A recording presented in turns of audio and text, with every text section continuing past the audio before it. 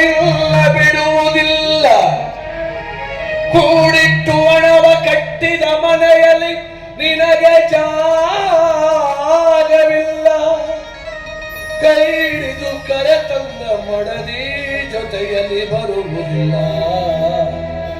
ಮುದ್ದಾಡಿ ಸಾಕಿದ ಮಕ್ಕಳು ನಿನ್ನ ಜೊತೆ ಬರುವರಲ್ಲ. ಪಟ್ಟೆ ಪೀತಾಂಬರ ಪೆಟ್ಟಿಗೆ ತುಂಬಿದಲ್ಲ. ಮನುಜ ನಿನ್ನವರ ಕಣ್ಣೀರಲ್ಲದೆ ನಿನಗಾವುದು ಗತಿಯಿಲ್ಲ.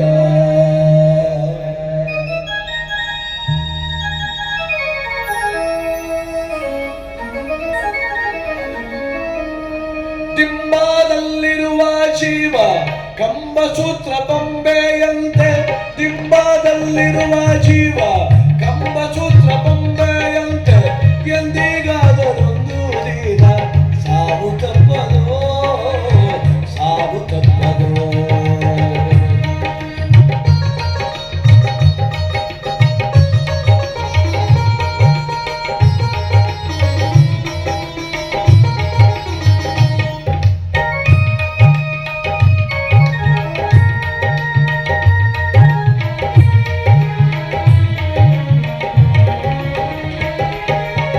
ಹುಟ್ಟುತ್ತೇನು ತರಲಿಲ್ಲ, ಸಾಯುತ್ತೇನು ಒಯ್ಯಲಿಲ್ಲ.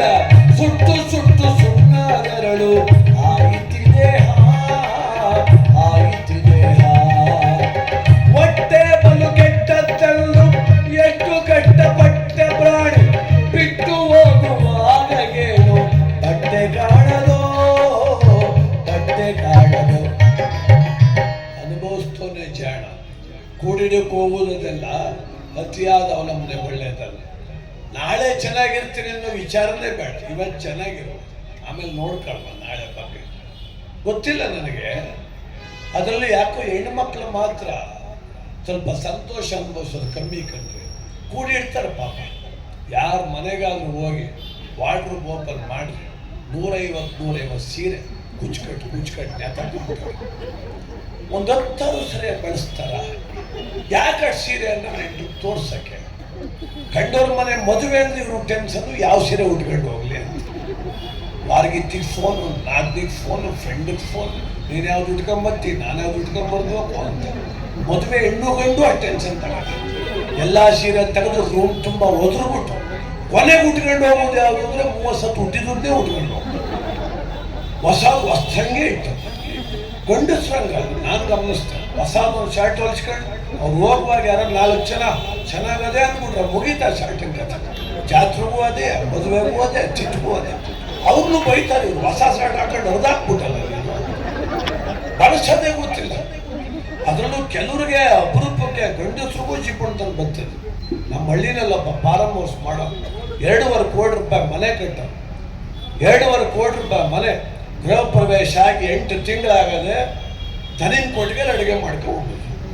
ಯಾಕೆಂದ್ರೆ ಒಳಗಡೆಗೆ ಮಾಡಿದ್ರೆ ಗೋಡೆ ಕರ್ಗಾಗೋಯ್ತವೆ ಅಂತ. ನನ್ನ ತಲೆ ಕೆಟ್ಟೋಯ್ತು. ಮನೆ ಯಾಕೆ ಕಟ್ಟಿದ ಏನ್ರಿ ಅಲ್ಲೇ ನಿಂತಿದ್ದೀರಿ, ಬರ್ರಿ ನಮ್ಮ ಮನೆ ನೋಡಿ ಅಂತ. ಕೊಡುವ ಹೋದ್ರೆ ಅದ್ಭುತವಾದ ಬಂಗ್ಲೆ. ಬಾಗ್ಲೆ 15 ಲಕ್ಷ. ಬಾಗಿಲು ಒಳಗಡೆ ಕಾಲಿಟ್ರೆ ಕಾಲು ವರ್ಷಕ್ಕೆ ಅರ್ಧಗಿರೋ ಚಡ್ಡಿ ಹಾಕೋದು. ಇಂಥ ಮನೆ ಬೆಲೆ ಕಳೆದ್ಬಿಟ್ಟಲ್ಲ ನೀವು. 2 ಕೋಟಿ ರೂಪಾಯಿ ಮನೆ ಕಟ್ಟಿದ್ರು. ಒಂದು 200 ರೂಪಾಯಿ ಕೊಟ್ಟು ಮ್ಯಾಡ್ ತಂದು ಹಾಕ್ತಾರೆ. 60 ತೂತಾಗಿರೋ ಚಡ್ಡಿ ಹಾಕಿದ್ರು. ಸಾರ್ 2 ತಂದೀವ್ನು ಸರ್, ತುಳಿದಾಳ ಆಯ್ತದೆ ಎತ್ಕೊಡಿಗೆ ಸವಾಸ ಮಾಡ. ಅವ್ರಿಗೆ ಬರೆದ್ರು ಕನಕದ ಆಸ್ತಿ ಏನಂತ. ಅನ್ನವ ಪ್ರಮೋದಕ್ಕಾಗಿ ತನ್ನ ಸುಖವ ಕಾಣಲಿಲ್ಲ. ಮಣ್ಣು ಪಾಲು ಆದ ಮೇಲೆ ಯಾರಿಗಾವುದೋ ಯಾರಿಗಾವುದೋ. ದಿಂಬಾದಲ್ಲಿರುವ ಜೀವ ಕಂಬಸೂತ್ರ ಬೊಂಬೆಯಂತೆ. ಎಂದಿಗಾದರೊಂದು ದಿನ ಸಾವು ತಪ್ಪದೋ, ಸಾವು ತಪ್ಪದೋ.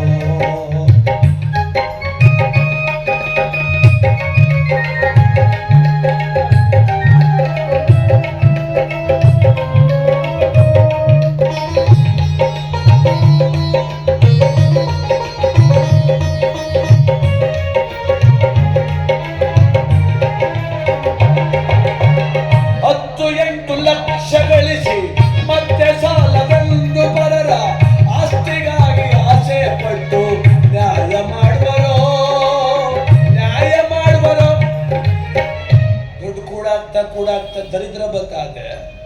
ಈ ಸಾಲ ಮಾಡ್ತಾ ಮಾಡ್ತಾ ಸಾಲಗಾರ ಧೈರ್ಯ ಬತ್ತಾದ ಅವ್ರಿಗೆ, ಸಾಲ ಮಾಡೋರಿಗೆ ಅವ್ರಿಗೆ ಧೈರ್ಯ ಕಂಡ್ರೆ ದುಡ್ಡಿಟ್ಬಿಟ್ಟು ಮುಂದಕ್ಕೆ ಹೋಗು ಅಂದರೆ ನನ್ನ ಹೆಸರು ಬಂದ್ಬಿಟ್ಟು ಸೂಸೈಡ್ ಮಾಡ್ಕೊಬಿಡ್ತೀನಿ ಸುಮಾರು. ಒಳ್ಳೆ ತಲೆನೋವು, ಬಹಳ ಕಷ್ಟ.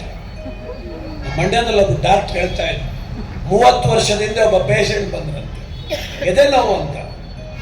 ಅವರು ಸ್ಕ್ಯಾನಿಂಗ್ ಮಾಡಿಸು, ECG ಮಾಡಿಸೋದು ಕಳಿಸಿದ್ರು. ಬಂದು ವಾಪಸ್ ನೋಡಿ ಹೇಳಿದ್ರು, ಆಯ್ತು ವೀಕ್ ಆಗೈತೆ ಕಡೆ, ಹುಷಾರಾಗಿರ್ಬೇಕಂತ. ಯಾಕೆ ಸ್ವಾಮಿ? ಕಷ್ಟ ಸ್ವಲ್ಪ. ಅವನು ಹಳ್ಳಿಗೆ ಶುರು ಮಾಡ್ದ, ಅಳಬೇಡ ನಿನ್ನೆ ನಾಳೆ ಸತ್ತೋಗ್ತೀಯ ಅಂದರು. ಅದಕ್ಕೆಲ್ಲ ಸ್ವಾಮಿ ಹೆಂಗಾರ ಮಾಡಿ ಮಾತ್ರೆ ಕೊಡಿ, ಟಾನಿಕ್ ಕೊಡಿ, ಒಂದು 3 ವರ್ಷ ಬದುಕಂಗೆ ಮಾಡಿ. ಡಾಕ್ಟ್ರಿಗೆ ಕೂತೋಲ್ಲ, ಬದುಕಂಗೆ ಮಾಡುವನ್ನು ಪರವಾಗಿಲ್ಲ, ಅದೇನು 3 ವರ್ಷ ಕೇಳ್ತಿ ಅಂತ ಕೇಳಿ. ಏನಿಲ್ಲ ಸ್ವಾಮಿ, ಮನೆ ಕಟ್ತೆ, ನಮ್ಮೂರಲ್ಲಿ ಒಂದು 8 ಲಕ್ಷ ಸಾಲ ಮಾಡಿವ್ನಿ, ನನ್ನ ಹತ್ರ ಚೆಕ್ ತಗೊಂಡಿಲ್ಲ, ಅಡ್ಮಿಟ್ ತಗೊಂಡಿಲ್ಲ, ನನ್ನ ಮೇಲೆ ನಂಬಿಕೆಯಿಂದ ಚೆನ್ನಾಗಿ ಕಾಸು ಕೊಟ್ಟವ್ರೆ. ಅಷ್ಟು ದುಡ್ಡು ತೀರ್ಸಕ್ಕೆ ಒಂದು 3 ವರ್ಷ ಬೇಕು. 8 ವರ್ಷ ಬದುಕಿದ್ರೆ ಸಾಕು, ನನ್ನ ಜನ್ಮ ಸಾರ್ಥಕ ಅಂತ. ಎಂಥ ಪುಣ್ಯ. ನಮ್ಮ ಹುಡುಗಬ್ಬ ನೆನ್ನೆ ಹೇಳ್ತಾ ಕುಂತಿದ್ದ, ಯಾಕೋ ಅಂದೆ, ನಮ್ಮ ಫ್ರೆಂಡ್ ಸತ್ತೋಗ್ಬಿಟ್ಟಾಳ ಆಕ್ಸಿಡೆಂಟ್ ಆಗಿ ಅಂದೆ. ಯಾರೋ ಅಂದೆ, ಅದೇ ದೇವರಾಜ್ ಅಂತ ಫೈನಾನ್ಸ್ ಮಾಡ್ತಿದ್ದಲ್ಲ. ತಾನೆ, ಅವನ ಹತ್ರ ತಾನೇ ನೀನು ಮೊನ್ನೆ 5 ಲಕ್ಷ ಇಸ್ಕೊಂಬಂದೆ. ಕನ್ನಡ ಪೊಲೀಸ್ ಮೇಲೆ ಹೇಳ್ಬೇಡ, ಅದಕ್ಕಲ್ಲ ಅಣ್ಣ, ಹೆಂಗೂ ಹೋಗ್ಬಿಟ್ಟು ತೀಸ್ಕೊಂಬಂದಿದ್ರೆ ಆಗೋದು ಅಂತ. ಸಮಸ್ಯೆ ಎಲ್ಲಿ ಬಂತು ನೋಡಿ. ನನಗೆ ದುಡ್ಡು ಕೊಟ್ಟ ಋಣ ತೀರ್ಸೋ ಗಂಟ ನಾನು ಇರ್ಬೇಕಂತ ಯೋಚನೆ ಮಾಡೋದು ಆ ಪುಣ್ಯಾತ್ಮ ಎಲ್ಲಿ. 10 ಲಕ್ಷ ದುಡ್ಡು ಇಸ್ಕೊಂಬಂದು ಸಂಜೆ ಹೊತ್ಗೆ ಅವ್ನು ಹಾರ್ಟ್ ಅಟ್ಯಾಕ್ ಆಗೋದಿತ್ತ ಕಾಯ್ಕ ಕೂತರು ಈ ಪುಣ್ಯಾತ್ಮ. ಅದಕ್ಕೆ ದಾರಿದ್ರ ಬರಬಾರ್ದು.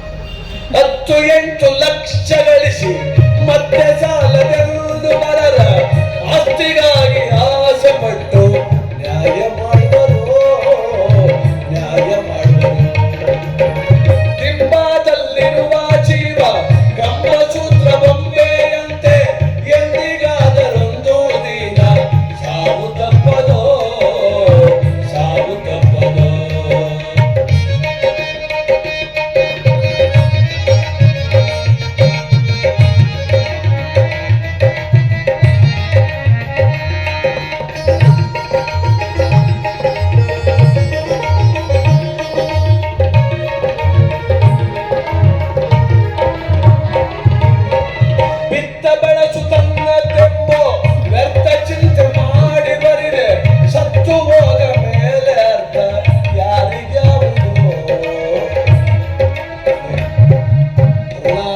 ರೂಪೇಣ ಪಶು ಪತ್ನಿ ಸುತಾಲಯ.